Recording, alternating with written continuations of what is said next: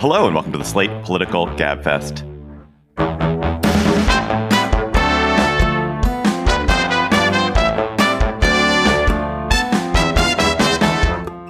February 22nd, 2024, the Can Putin Be Stopped edition. I'm David Plotz of CityCast in Washington, D.C. I'm joined, of course, by John Dickerson of CBS Primetime from New York City. Howdy. Hi. I started to say hi and howdy all at once. How do? Or how do, John? Howdy, Emily Bazelon of the New York Times Magazine and Yale University Law School in New Haven. Hi. I'm going to just stick with hi. Yeah. I think this week on the Gabfest, the suspicious death of Russian opposition leader Alexei Navalny, the fall of a Ukrainian city, the failure of Ukraine aid funding in Congress. Can Putin be stopped? How can he be stopped? Then another mega verdict against Donald Trump will hurt him financially. Will it hurt him politically? We will discuss. And then the frightening, appalling implications of an Alabama Supreme Court ruling that frozen embryos are unborn children. Plus, we'll have cocktail chatter. And we have really exciting news. We have a live show coming up in Washington, D.C. on March 27th. We're going to be at the Hamilton Live, a new venue for us. Very exciting. On March 27th at 7:30, and there'll be a pre-show cocktail party for people who want to buy tickets to that. And we'll also get you into the show itself. It's going to be wonderful. We love doing our live shows. We've done a whole bunch in DC that have been great. We would love to see you there. Tickets are going to go on sale this Friday. So tomorrow, today, if you're listening on Thursday, they're not going to go on sale till Friday. They'll be at slate.com/Gabfest Live. But again, that'll be at the Hamilton Live on Wednesday, March 27th at 7:30. Please join us if you can in Washington, D.C. Hey there, Gabfest listeners. Before we start the show, I want to let you know about a story coming up a little later. It's from one of our partners, SAP. AI comes at you fast. If you don't get reliable and relevant advice, your business might miss out. Whether you're looking to automate tasks or embed AI in your business processes, SAP can help. To learn more, head to sap.com/AI and stick around for expert advice on how to embrace AI with confidence. Even if we don't know that Vladimir Putin had opposition leader Alexei Navalny killed last week, we do know that he killed Navalny. Putin's regime waged a really undisguised campaign of terror and violence against the charismatic opposition leader for a decade. It attempted to poison him repeatedly. It trumped up charges against him. It imprisoned him in one of the worst places on earth. And Navalny's death comes at a moment of triumphant impunity for Putin. The Russian economy hasn't collapsed despite predictions to the contrary. American conservatives have derailed aid to Ukraine, in effect doing Trump's bidding to do Putin's bidding. The Ukrainian army is losing ground. Putin's henchmen are committing acts of political violence around the world without any punishment. Just this week, a Russian military defector was assassinated in Spain, the latest in a string of suspicious deaths, poisonings, falls out windows that befall people who oppose Putin. So, John, why was Navalny important? What made him a critical figure in post-Soviet Russia? I mean, as you said, he was charismatic. He dared to do what no one else would do, which is stand up to Putin. And he had a kind of social media set of skills that poked at Putin. It was cleverly conveyed to people about basically the corruption of Putin and Putin's lavish lifestyle, and how Putin was selling out the Russians. And then there's the dramatic story of surviving the poisoning attempt, which by the way his wife almost died from as well. And then the fact that he had, and this, we'll get into the politics of this in a moment, but in the face of the obvious jailing that was headed his way, he went back to Russia. I mean, he had extraordinary personal courage, which is always a compelling story. And it's a compelling story when it's on behalf of other people. So it's courage and self-sacrifice. Maybe those two things are always involved, but you could imagine having courage just for your own personal gain. But it had all of the elements of the things that we usually associate with heroism, which makes Trump's behavior in response to his death tell us so much about Trump's internal character, but we'll get to that in a minute. Yeah, and it's just so scary to imagine, to see this regime that's like utterly crushing to any kind of dissent, and that Putin can't have any kind of opposition, and that he actually figured out how to make someone die who was trying to play that role. I mean, there's just something harrowing about that in a way that feels, especially with the backdrop of Ukraine and knowing how that war is going and the strides that Russia and Putin are making toward winning, or at least in part winning that war. So you feel this kind of triumphalism on two fronts. It's really alarming. Why do you guys think it is that Putin has been so able to get away with political murder at the scale? I can't recall in our lifetime. I'm sure the U.S. government killed a lot of people, and maybe the U.S. government is as guilty of this. I mean, this I sound like Trump now. We've done it just yes, stuff. Exactly. Yeah, Trump said there are a lot of killers. We have a lot of killers. But the way that anyone who has spoken out against Putin ends up dead in England, they fall out of a building, they end up poisoned, they get shot in Spain. Yevgeny Prigozhin's plane blows up. Yeah, your plane blows up, and there's appears to be literally no consequences to Putin for doing this. And it's all been pretty documented. Bellingcat in particular has done this extraordinary job documenting who is doing it and how it's happening, and yet no punishment to speak of. I mean, that's what it means to be an autocrat. And also economically, Russia is weathering the sanctions, right? In large part because of China and other countries that are just not participating. There just hasn't been a real cost to the Russian people, like a real sustained, terrible economic blow. Right. Well, there has been a real cost to the Russian people. It's just that it's been hundreds of thousands of soldiers killed and wounded, and families immiserated by the loss of loved ones. But because those people don't matter in the scheme to Putin, in Putin's eyes, or aren't the deciders, do not shape the political system, don't shape what happens, that it hasn't had a cost to the leadership, the oligarchy, and the elites of Russia, at least. Right. A lot of them disproportionately come from places like Chechnya that have little political power. Why do you think it is that the expectation that Putin would collapse, that the Russian state would collapse, has turned out to be so grossly wrong? Is it just that China and states in the Middle East and Iran have propped up Russia?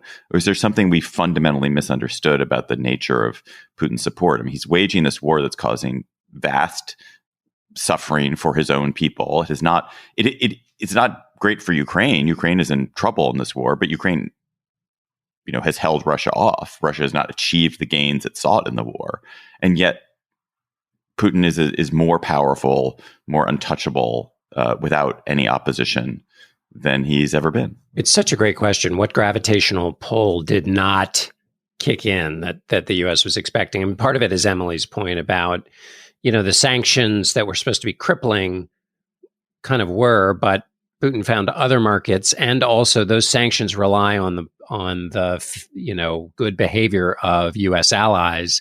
Some countries are, they're banking. They were kind of fastidious at first about making sure there were no transfers going to benefit the Russians, and then after a little while, they kind of stopped being so vigilant. So there's been slack in holding up the sanctions against Russia, which means it'll be interesting on Friday when Biden announces the new round of sanctions against Russia, whether any will target these secondary countries for their obvious help in these transactions that Emily's talking about, sometimes which bounce through 3 or 4 different countries before it goes back to benefit Russia. But that's a super difficult regime to kind of stay on top of if you're the United States, because you have to enforce it all along the line, which requires tending a lot of diplomatic accounts, which, by the way, is really difficult when there's the actual war going on and you can't get money to Ukraine because of what's happening in the House. And then you've got what's happening in the Middle East. And then you got China. Like, it's a complicated thing to punish the Russians which is, by the way, an argument a lot of Republicans have made who are in support of funding Ukraine, which is give the Ukrainian soldiers the weapons to punish the Russians. Like, they're the ones who, if anybody can beat back Putin for what he's doing, it's the Ukrainians. Right. What is it that you guys think we can do? So there seem to be sort of three tracks. One is what I would call almost the nuclear option, which is to confiscate hundreds of billions of dollars in Russian assets, to essentially take Russian money that floats around the financial system and seize it, and, impoverish potentially oligarchs and Putin himself by taking their money. And that would be a kind of declaration of war against the kind of way that the financial system has worked. It would be very risky for the United States to do that, because one of the greatest assets the U.S. has in the world is that it's the arbiter of the world financial system. And if people don't think that their assets are safe in that financial system anymore, something terrible could happen with the dollar. That's one. Another is to arm Ukraine, as John you just said so eloquently, and let the Ukrainians do the damage. And the third is some inchoate set of other sanctions. It appears to me like that one is off the table, and so it really is. And these sanctions don't seem to work. So it really comes down to getting the Ukrainians funding, and yet the Russians, the Republicans have abdicated that. Right. It does make that choice right now just seem unconscionable. Like, it's hard. I'm having trouble. I mean, I was having trouble last week understanding how Trump and the Republicans have talked themselves into this weirdly dovish position on Putin and Russia just like when Ronald Reagan kind of refounded the modern Republican Party on the fight against, I know it was the communist Soviet Union, and that was a different moment in history, but still, not to take this threat seriously just seems so bizarre, especially when you lay out those options. The idea that at this moment, the United States would refuse to fund Ukraine just seems crazy, doesn't it? Yeah. Immoral. Yeah. Yeah. I mean, well, and while we're on that topic, although we should go back to your original question, David, but what struck me as I was thinking about this this morning is exactly what you say, Emily, but then like taking one other step backwards, which goes back to Trump's initial response to this, which was not just not to say anything astringent about Putin and not to recognize the humanity and have any empathy with Navalny. It was to cloak himself in, he just said Navalny's name to characterize what's happening to him, Donald Trump, in America in these court cases against him. And if you wanted to measure the distance between Trump's reaction and kind of the reaction that's in the tradition with normal humanity, I don't know that there's a measuring stick that can quantify that distance. I mean, think about Navalny's life. Personal sacrifice for an idea, for other people, and in the face of absolute certain danger and death, as he says in his documentary, "When They Kill Me." I mean, he knew he was going to die, and yet he sacrificed himself for these ideas of liberty and freedom and self-determination. And for Trump to turn that into a personal story about him, Trump, is just like the perfect, scientifically perfect obverse of what Navalny's life was about. But if you're an American president or running for president, this is an opportunity to talk about those ideals and those freedoms, which America was founded on and which everybody's supposedly striving for every day here. There's this huge moment for any candidate to step into this and say, this is what this person represented, alone in a cell in the middle of nowhere, Russia. The very same things we're fighting for every day and imperfectly trying to achieve. Like, there is just this huge moment that is out there for the taking, which I'm sort of surprised. I mean, Biden has talked about it, but in this sort of, like, he asserts it as if everybody understands what's going on. But this is it's not just a story about Russia. It's a story about ideas and ideals that are totally up for grabs all over the world. And that doesn't mean the U.S. has to spend all of its money trying to put out all of these fires. But it is a moment for someone to come forward and talk about these ideals in a way that is connected to Americans' lives. I mean, this is where you get to almost the age issue with Biden, that Biden has become such a poor tribune of these ideals that he's just not a great spokesman for the nation anymore. And they don't trust him to be a spokesman for the nation. And that's a real problem at a moment like this, when a kind of the moral clarion call that is warranted, that is justified, he probably makes, but he does it so poorly, he does it so fragilely, awkwardly, and nobody really wants to see it. It's a problem. And it's also true that Trump has put this cast iron lid on his party, where any senator might make a stirring call towards these themes. The word tribune is precisely right, David.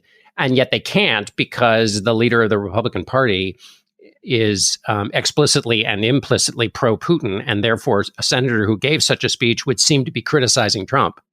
I mean, it must be the most successful dark arts campaign in our lifetime, what Putin has done to Trump. I don't think I've come around to the belief that I don't think that Putin's interference in the 2016 election, that didn't win it. It wasn't that Trump won because of that. Trump won because of a variety of factors. I'm sure that helped. But Trump's sense that Putin was on his side, even the fact that Putin appeared to be interfering on Trump's behalf in that election has endeared Putin to Trump in some way. There's something about Putin that Trump crushes on, that Trump has a kind of almost an erotic fixation with Putin.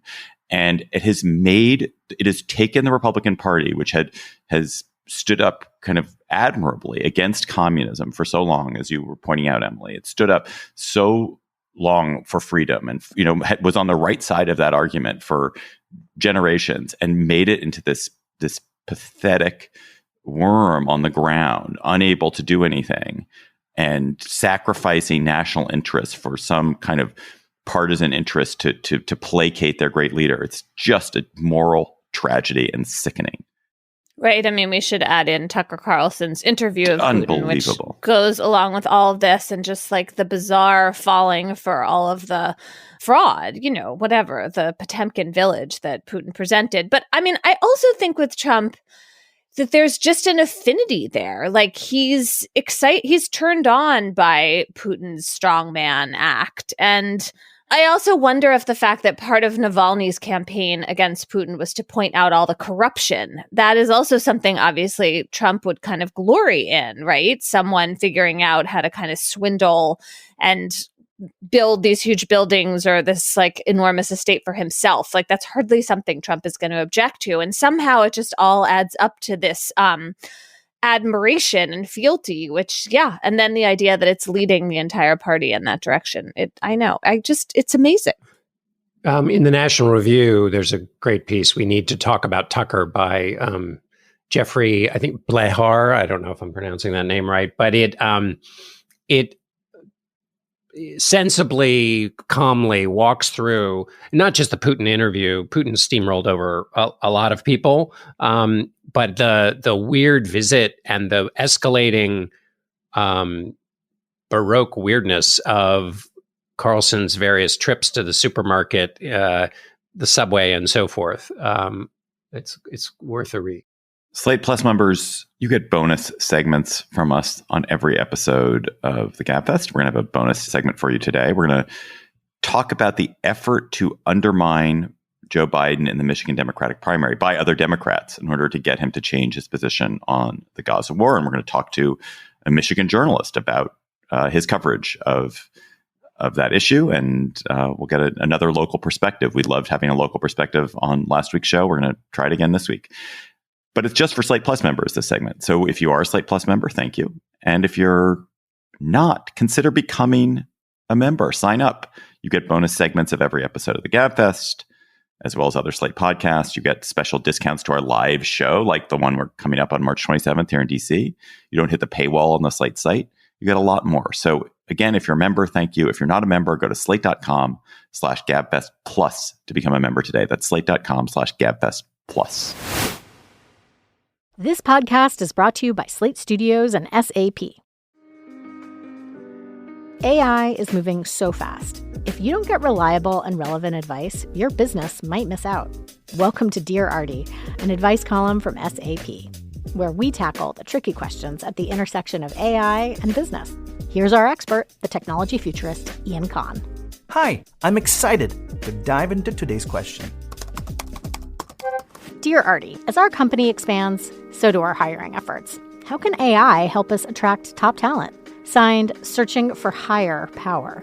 So, searching for higher power, one of the most daunting undertakings of an HR leader today is building a new team and finding and vetting new talent.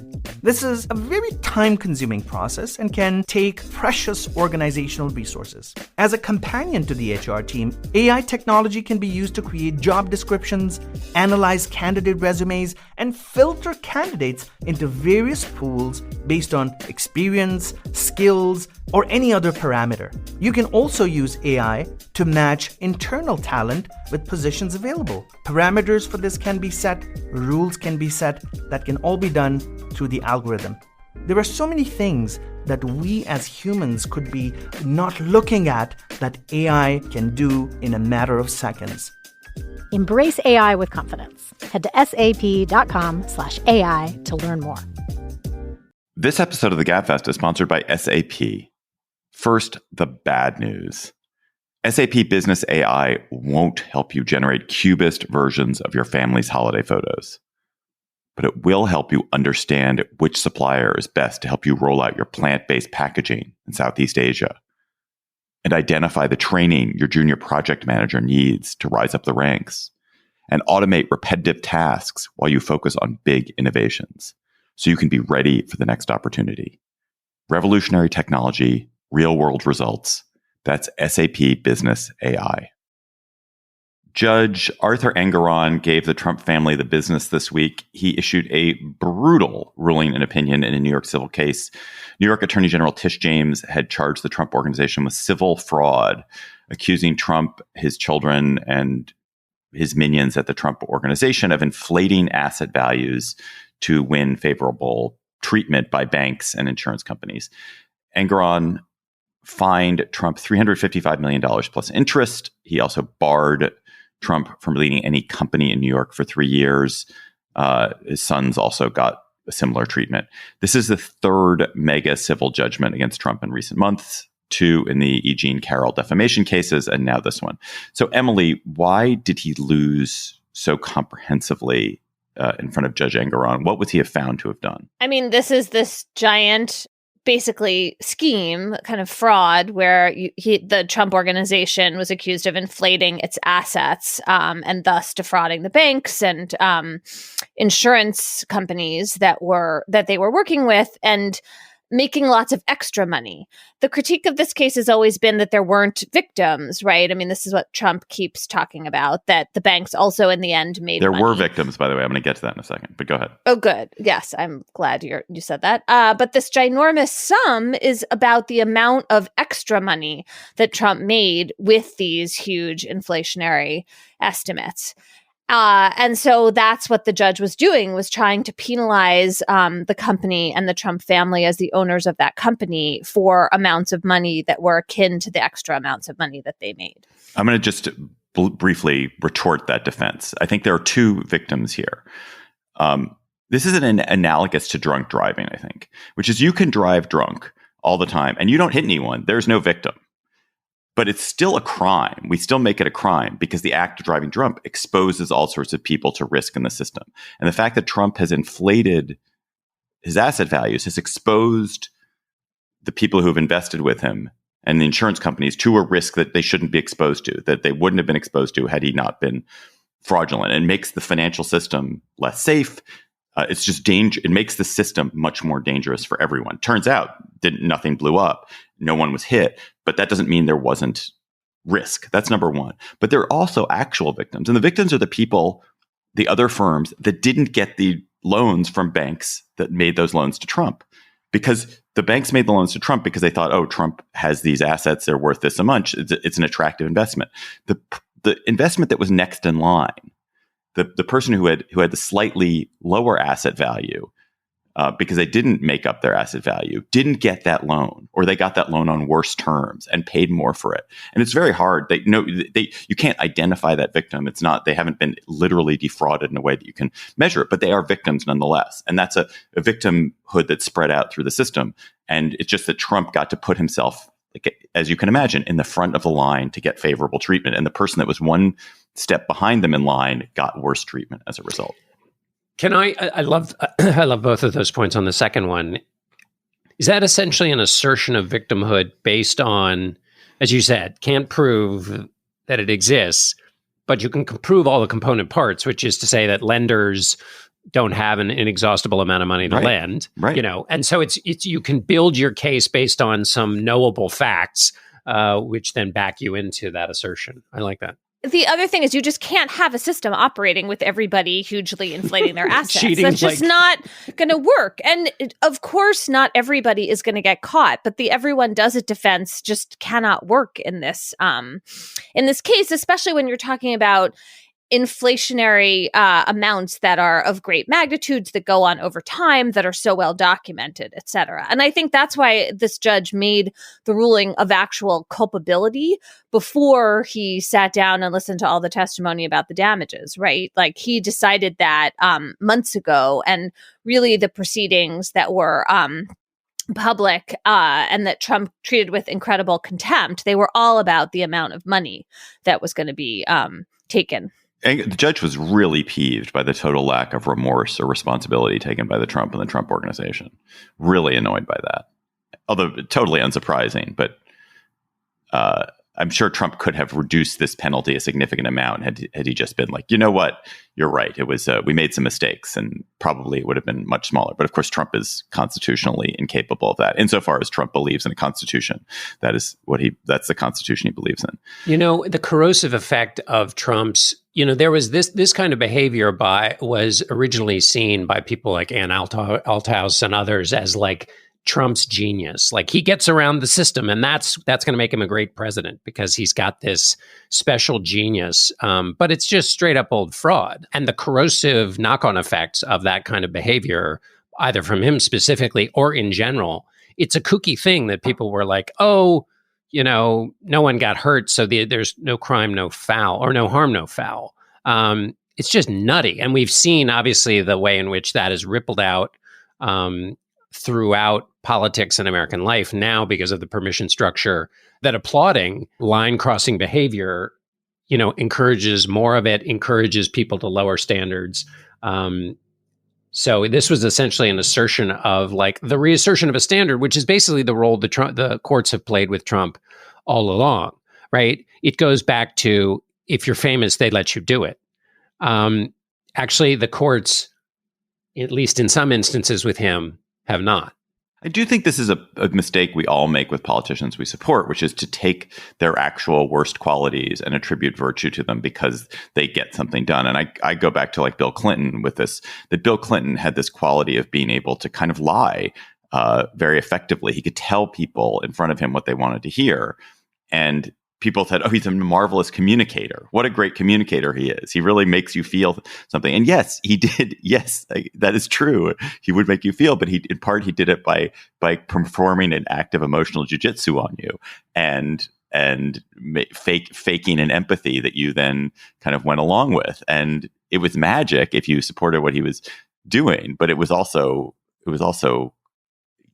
if you didn't, you could see why people found it sinister. I'm not equating, by the way. I'm not saying that that what Trump does and what Clinton did are the same. I'm just saying that it is not, Trump is not unique in that supporters find virtue in their vices. What that reminds me of is when I went back and read the Book of Virtues. I didn't reread the Book of Virtues, but just God, can you imagine having to read it twice? You would have read the Book of Virtues twice? No, I read even Bill Bennett, who wrote it, didn't read it twice. I read it the first time it came out. But the premise of that book is that the public behavior that you're talking about, David, that easy shilly-shallying around the truth was so corrosive to the larger culture that even if there was no specific crime and no one was particularly harmed, just the public display of Clinton's, malleability with the truth, which, by the way, is nowhere near what Trump has created and done repeatedly, was like it was a threat to the Western world. And that's obviously no longer the case with people like that. Can we talk about just actually paying all this money? I'm pretty fascinated by this. I mean, it's going to add up in the end to north of $500 million between the interest and the actual amounts, and including the E. Jean Carroll damages awards. And that is just a lot of money, no matter if you're a billionaire or not. Trump is now asking for an extension on paying some of it. Tish James, I guess the court could prevent this, but Tish James, the attorney general in New York, has said, I'm going to seize his assets if he doesn't pony up this money. I don't see how he wiggles out of this one, because while you're appealing, you have to secure a bond. And it's also a little hard for me to imagine who he's going to find who's going to actually like secure this bond for him, as opposed to having put up his own assets. Though I guess there'll be some sucker out there. Someone will secure this bond, because it's a great bet. Imagine if he becomes president again, what favors you could call in for having done that. Right. It's just that it's so much money, but I'm sure you're right. And then the other question I'm interested in is whether he tries to use money raised for his campaign to pay for this the way he's done with his legal fees. Somebody pointed this out, and I really apologize for not giving credit to the person who did, but the enormous transfer of wealth that is going on between Republican donors giving to various committees and to Trump, which then goes to pay Trump's lawyers, who are probably, most of them, or at least their firms, are filled with lots of Democrats. So remember when the trial lawyers used to be like the great attack against Democrats because they supported Democrats? Like, this is not that, of course, because it's Trump, it's Republican donors supporting trial lawyers, but it is an amazing transfer of wealth from these small dollar donors or large dollar donors into the pockets of law firms. We haven't touched on the question that probably most of our listeners care most about, which is what impact, if any, might this civil fraud verdict have on the election? I think the more people who are kind of grasping say, oh, it punctures Trump's reputation as a great businessman and that will have an effect on the election. I doubt it myself. There's the other side of it, which is, it confirms his persecution narrative. So the people who support him will be like, yes, look how he's being persecuted. Do you think, John, that this verdict is likely to play in any meaningful way in the election? First of all, both of the reactions that you say are probably true. And we should come up with a Mad Libs for the kind of analysis you have to do with Trump behavior, because there is, there's the reaction within the MAGA base, which is to see this as one more level of persecution. There's the reaction within the Republican part of the party that is MAGA adjacent, plays footsie with MAGA, the kind of what I talked about, that cast iron lid on Republicans who, under normal circumstances, would talk about the rule of law, would talk about fairness, talk about abiding by the rules and all that, but can't because of Trump and how it plays with that group. And then there's independents, or people who really aren't paying attention. They've forgotten about the Trump years in a lot of ways. They're living their lives, and they'll kind of come back online closer to the election, and they really only matter in about 7 states. I think that in that group, which will end up probably determining the election, I think there is a tonnage that this adds to, that partially the tonnage is why they tune out the news, because they're just sick of all this, hearing all of this. And but I do think in the end, when you add all of this together, all of the different courtrooms in which he's lost, whether it's lying about the election or his personal finances. And we should note, by the way, he didn't just say, hey, this house is really worth 10 million and sort of fudge it. He said physical spaces that were only 3,000 were 30,000. That's not a matter of opinion. Those are the rules of space and time. Anyway, I think at the end of all of the accumulated behavior, when people are reminded when they're paying attention, I think this is not nothing. But I also think it requires an accumulation of everything else, and not on its own will it have any particular strong impact. I mean, doesn't it also matter in terms of its effect on Trump? It will just, I know that he's already a wounded bear staggering around with all the criminal charges, but the kind of indignity of this, the amount of money, the kind of desperate fury, all of that, it just gets amped up, right? I mean, this is his self-image, his business, New York, everything. Isn't that such a smart point? I think that one of the things that Nikki Haley has done a little bit to irritate him, and you could imagine artificial intelligence reverse engineering exactly the kind of attack that would play to the point you're making, Emily, which is for a woman who has been successful in business, making fun of him for his depantsing in New York. You could imagine driving him through all 47 floors of his building's ceilings. So I think that makes a great point. And then that is displayed in public. Nikki Haley's case at the moment essentially is, look at the way he's reacting to me. You don't want that in the Oval Office. He is incapable of handling this moment. And he's done these like 10 different crazy things as a result. And that's just not the kind of mindset you want in the White House. The problem with that attack is those aren't new behaviors. Those are behaviors that she supported in his cabinet, that she supported in 2016. So she has undermined her own case by her previous behavior. But what you're talking about, Emily, is an attack that gets at his ego and that then causes him to act out in a way that those independents, once they're paying attention, will have fresh evidence of the things that they didn't like about him before. And that's a really good point.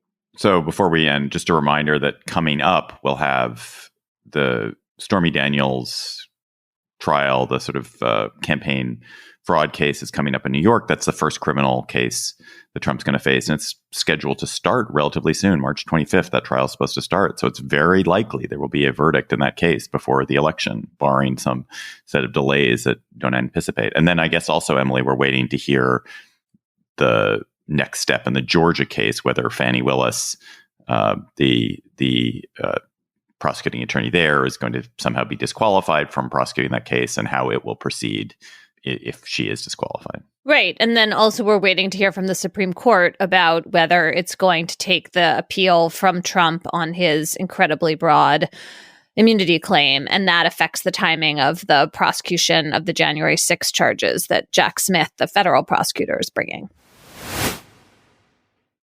In-laws. Love them or hate them, you're pretty much stuck with them. And when you're a ruler in the Middle Ages, that can be a serious problem. It might even land you dead. I'm Dan Jones, and on Season 4 of This Is History, I'm telling the story of England's weirdest king, Henry III. He's in way over his head, and he's surrounded by bloodthirsty relatives with their eyes on his throne. To listen, search This Is History and follow wherever you get your podcasts. Okay, let's go on to the frost babies, the ice babies, frozen babies. You can take your babies neat, or you can take your babies on ice. What did the Alabama Supreme Court rule on Friday? How nuts was it? I think I need to disassociate myself from all the jokes you were just making. They weren't jokes. It's like they're not fucking around. They're saying these two extremely cold cells are babies. So, you know. Right. Okay. So the Alabama the Jack Frost case. God. Okay. The Alabama Supreme Court said that the Alabama Constitution protects embryos, which it called extrauterine children. The logic of this decision is that there's a clause in the Alabama Constitution that says that the state's public policy is to recognize and support the sanctity of unborn life and the rights of unborn children. And so then the justices relied on previous decisions they've made, which said that the word child encompasses fetuses. And then they said, well, why shouldn't it also encompass an embryo? Just because it's not in a uterus, it shouldn't be discriminated against. I mean, effectively, that was the logic. This ruling comes in a wrongful death suit. What happened was that there were people who had, for fertility treatment reasons, frozen their embryos. Because often what happens is that if you're having a fertility problem, they harvest a bunch of eggs from the person who wants to be the mother, and then they fertilize the eggs. And then they fertilize the eggs, they create embryos, and they only implant a couple of the embryos because you don't want to be pregnant with lots of potential fetuses. That's like more risky. And then they save the rest of them, at least for some amount of time. So in this particular facility, somebody came in, picked up a jar. It was super, super cold. And so they dropped the jar, destroying the embryos. That is now the basis for a wrongful death suit. And I don't understand how this kind of assisted reproduction continues in the state of Alabama. Already, the University of Alabama Hospital in Birmingham said we can't do this anymore because the liability is potentially enormous. First of all, you have the civil liability. It seems like now destroying any embryo could lead to a wrongful death suit. But also, the court did not rule out criminal charges. And so we seem to be in a universe in Alabama where if you destroyed an embryo or had anything to do with it, you could face a murder charge. Now, that's not currently the law in Alabama, but just the fact that they didn't close the door is enough potential liability for, I think these clinics are just going to have to say, I'm sorry, but we can't do this anymore. And that's a really sad result that's going to affect thousands of families in Alabama. Who want to have children, which is the goal that most people who claim to support these laws want to advance. Is this an appealable decision, Emily? It's a state Supreme Court, so it's the last word in Alabama, but can it be appealed to the U.S. Supreme Court on some grounds? No, I don't see how you possibly could appeal it because it's the state Supreme Court interpreting the state constitution. That is the job of the state Supreme Court. And also Dobbs opened this very door, the Supreme Court's decision overturning Roe versus Wade in 2022. So no. Can I piggyback on that, though, Emily? When you say Dobbs opened the door for this, open the door for what Alabama did, making it harder to challenge it? Or is there a way in which Dobbs offers a route for what Alabama did to affect other states? So Dobbs makes this ruling much more possible.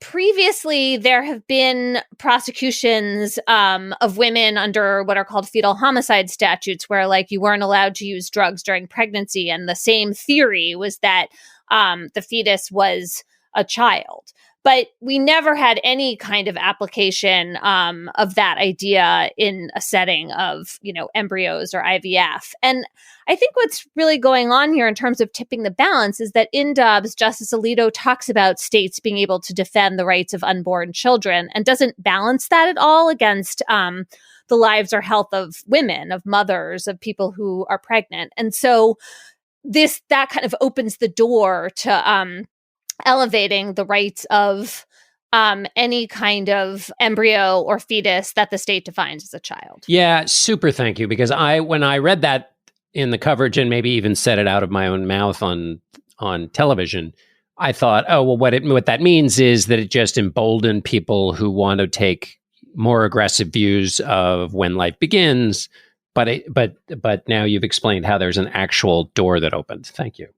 Emily, what do you think are the other coming impacts of fetal personhood activism? If we start having rulings that babies are babies in utero, embryos, fetuses in utero have the same rights as children who are born, and then that potentially frozen embryos, frost babies, also have the same rights. What kind of legal craziness can result? Are we going to have murder charges? Are we going to have neglect charges for pregnant women? Are we going to have, maybe there's an abuse charge to be put against someone who freezes an embryo. Like if you freeze an embryo, isn't that that can't be legal to freeze a person without their consent? Yes, I think those questions bizarrely are on the table. I mean, remember, we've had fetal homicide statutes and wrongful death suits for fetuses in utero before. That's the law that the Alabama court was relying on. What's novel here is taking it into the context of an embryo that is not in utero and obviously is at such an early stage of life. But yeah, I mean, now we are facing those questions, and people who really believe in fetal personhood to this degree, that is a set of questions that they kind of have to answer. I also think, this is one of those forks in the road. You can live in a state in which you can basically no longer do IVF in the state, in vitro fertilization. I mean, I don't see how the Alabama legislature can fix this even if it wanted to. Or you can create a political momentum to try to stop this, right? I mean, when you take causes like this to an extreme, often there's a backlash. How that will play out in a state like Alabama is kind of hard to say, because Alabama is a state where the majority of voters really do want to severely restrict abortion. There aren't that many states like that where that's really the case, but it is the case in Alabama. Now, I imagine that most voters didn't actually want this result, but I'm not sure how you unwind it. So, it'll be interesting to see what happens. One of the things that's going to happen with artificial intelligence is that we are going to be able to run scenarios like the one I'm describing. Imagine if you put the energy behind this ruling and the various judges and their belief in the kind of direct line between Christ's teachings and policy. And you said, now apply that mindset to children when they are born into the world. And what would that look like? Because if you look at the Annie Casey Foundation's ranking of the states that treat children the best based on low birth weight babies, children without health insurance, child and teen deaths per 100,000, and obesity, Alabama is the sixth worst. So you could run the scenario and say, but what would it look like if Alabama took all of this energy they have on the embryos front and aimed it at babies? What would life look like for Alabamians? Yeah, and this is a pattern among states with very restrictive abortion laws, right? That they tend to be quite punishing toward people who want to have families who need help doing that, income support, et cetera. You tend to have higher rates of maternal mortality. There's just like a disconnect here in terms of what it means to protect life and help people. I'm sure I've said this probably 7 times on the Gabfest since we've been doing the show for so long, but the political aphorism that I remember more than any other ever is Barney Frank's line, which is that Republicans believe life begins at conception and ends at birth. And there's so much truth to that when it comes to this issue.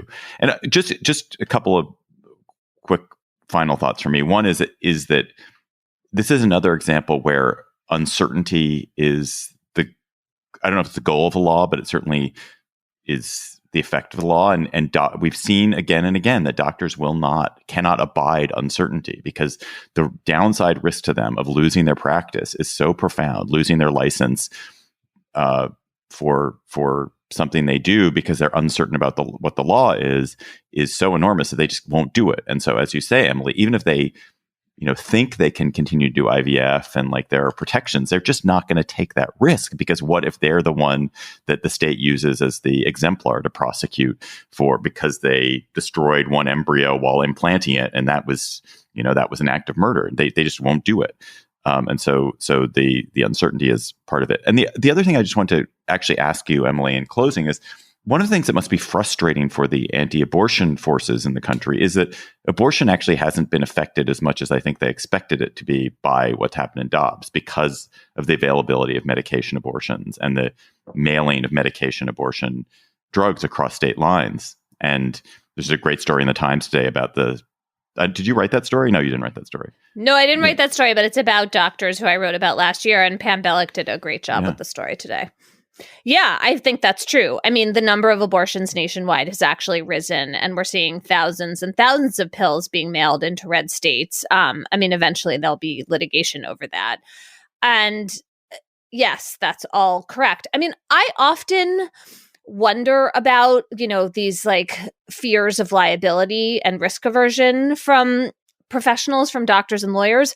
But in this Alabama case, it's pretty direct. I mean, what happened here were the people whose embryos these were, the married couples, they actually had a contract that these embryos would be destroyed after 5 years. Like that was and that is often true about people who freeze their embryos. They want them for a certain amount of time, and then that's a choice they make. And they still sued for wrongful death. And so, when you it's wrongful death, it was just too soon.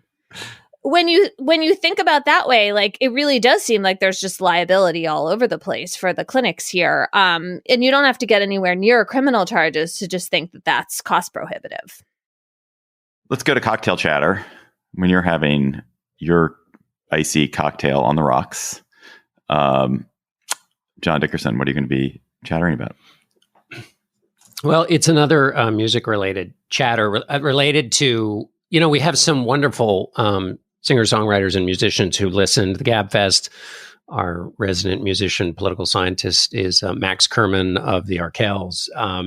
And Josh Ritter listens to the show, which I know only because he responded when I chattered about his great song, Only a River, which Bob Dylan sang. But this one is about Allison Russell, who I don't even know if Allison listens to the Gabfest. But Allison Russell just won her first Grammy for the Best American Roots performance for her song Eve Was Black. And it has been embroiled. She's been embroiled in a tiny bit of controversy, which has nothing to do with her music. But during a routine legislative session in the Tennessee House, someone proposed a resolution to honor Russell and the band Paramore. And basically, Russell's honoring Russell was blocked. And it's not exactly clear why it was blocked and blah, blah, blah. That's not the story. It's the story of the moment. But the story I want to tell is that Alison Russell won this Grammy. And the first time I saw Alison Russell was when I was reporting a piece for Slate about the band Girly Man in 2011. And it was in a tiny, tiny little club on the Eastern Shore of Maryland. The club was like the size of the contemporary American bathroom. I mean, it was so small. And Alison was singing with a band called Poe Girl, which is great, which was a great band. And they were opening for Girly Man. And Alison asked anybody in the audience if they had a place that she or some bandmates could crash for the night. So barely making it that you got to ask the audience if you can crash at their place. And yet has stuck with it and made her music and is now reaping the rewards of all of that long, hard work, which is what she did, but what all musicians do when they're creating their art, which is often super lonely and grim because it's really, really hard and lonesome. And so it's an amazing story of perseverance on her part, but also a shout out to all the people out there who do this even without winning a Grammy. Ebaz, what's your chatter? Oh, I was sort of disconsolate yesterday as I was reading about the Supreme Court arguments in this case about whether the Biden administration's EPA can reduce air pollution that crosses from one state to another and creates harmful air pollution and smog. So basically, this is a rule that was trying to protect downwind states, including Connecticut, where I live, from the upwind states that are blowing all their industrial air pollution into our states. And I mean, it just seems clear that the conservatives are going to say no in another deregulatory move. And the rationale seemed crazy to me. I mean, originally the EPA's rule was supposed to apply to more than 20 states. Then some federal appeals courts struck it down. So now it's only 11 states. And so then Justice Kavanaugh was saying like, well, it's been sort of hollowed out. So who really needs this rule? But that I don't understand that as a logic for getting rid of it entirely. Like some protection against air pollution would still be better than zero protection. Anyway, it's a case. The rule is called the good neighbor rule, but it seems that now we will only have bad neighbors. Will State Farm still be there? Like a good neighbor. I want to chatter about something I noticed in Amsterdam. I was just in Amsterdam for a few days. I'd never been there. It was very interesting. I loved the Frans Hals paintings. I loved the Vermeers. I liked the still lifes. I really enjoyed the art a lot.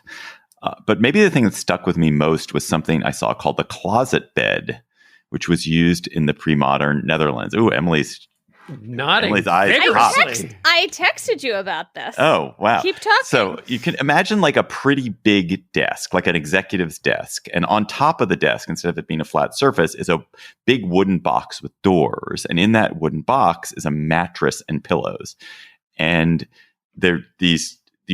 people would sleep inside this box. And the box was a way to keep warm. The box also is less obtrusive than a whole bed.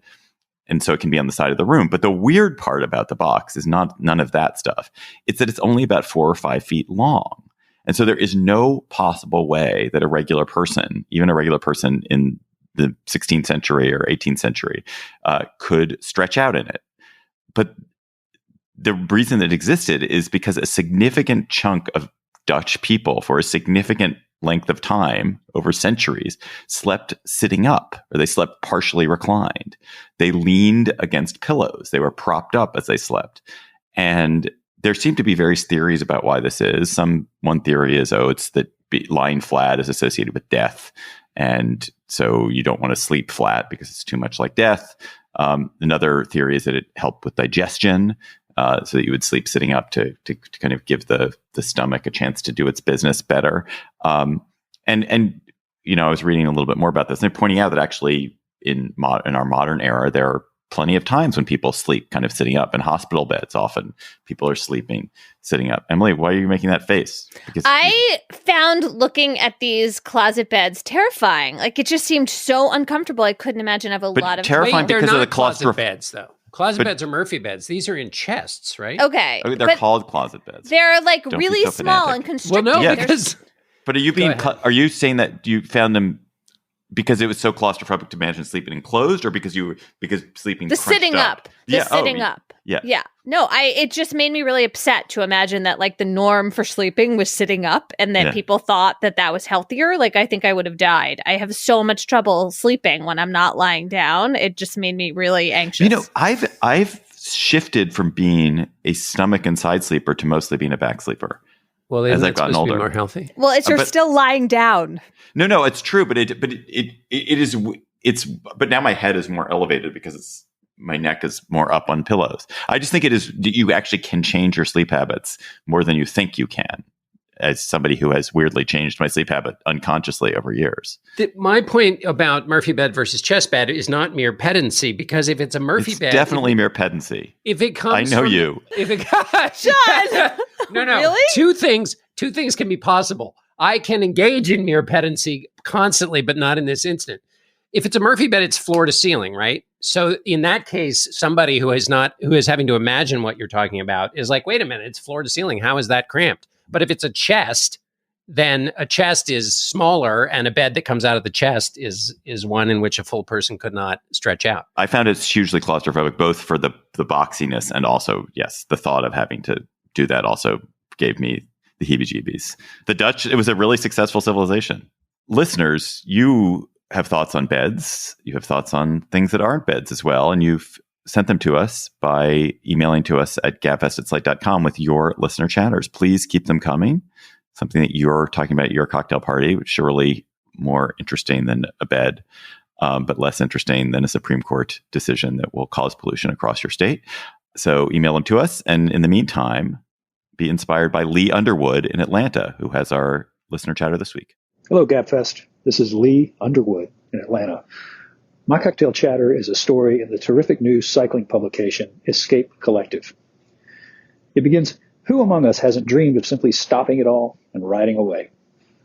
What follows is an interview with Eric Bingesser, who did exactly that after COVID, ditching a day job to ride a 200-pound cargo bike around the country, picking up cans, living off dumpster food, sleeping behind churches or in nudist camps, finding bullets and sex toys on the side of the road, and making friends with good old boys in giant pickups. The truth is that it definitely restored some of my faith in humanity, Eric concludes of his time on the road.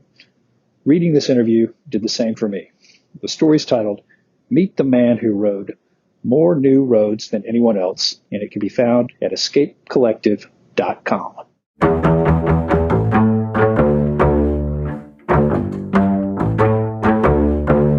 That's our show for today. Our producer is Shayna Roth. Our researcher this week is Kea Bajaj. Julie Hugan is on vacation. Ben Richmond is Senior Director for Podcast Operations. Alicia Montgomery is Vice President of Audio for Slate. Our theme music is by They Might Be Giants. For John Dickerson and David Plotz, I'm Emily Bazelon. We'll talk to you next week.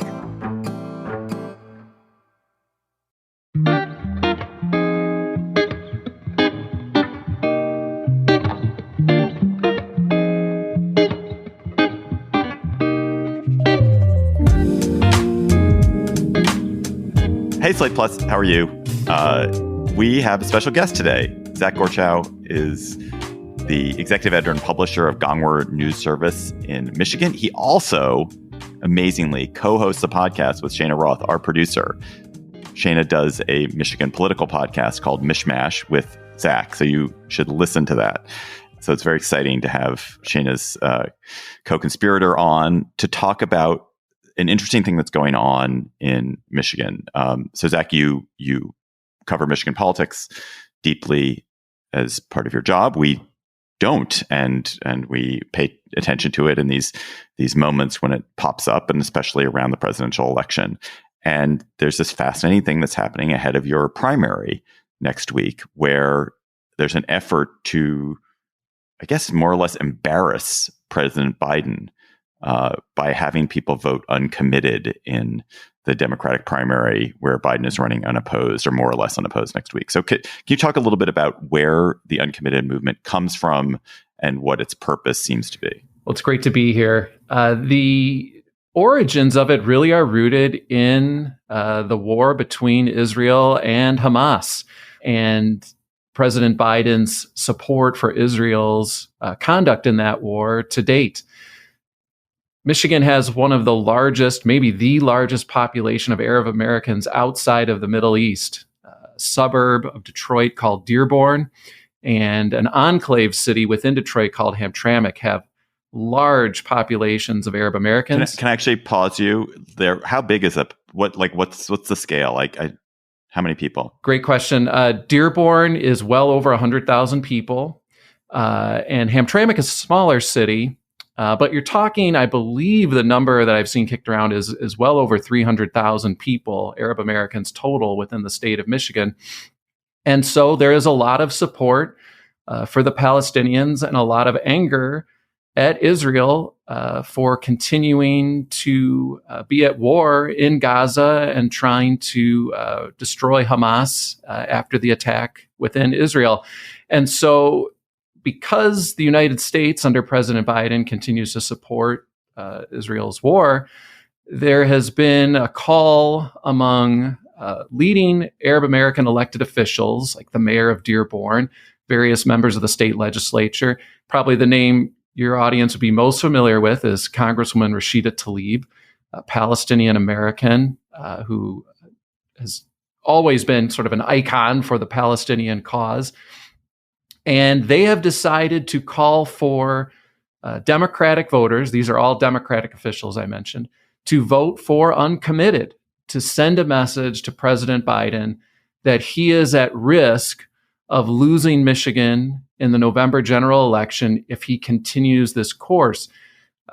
Joe Biden won Michigan by about 154,000 votes over former President Donald Trump in 2020. And certainly, if a large enough contingent were to vote uncommitted in this primary, it would raise the specter of whether that margin is tenuous. Arab Americans in Michigan have generally, I would say, for the last 20 years, voted heavily Democratic. It used to be a very politically competitive group, about 50-50.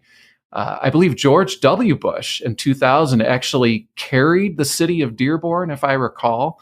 But that changed very quickly after 9/11 and the Patriot Act, and these became overwhelmingly Democratic votes. That was just a snippet from our Slate Plus conversation. If you want to hear the whole conversation, go to slate.com/Gabfest Plus to become a member today.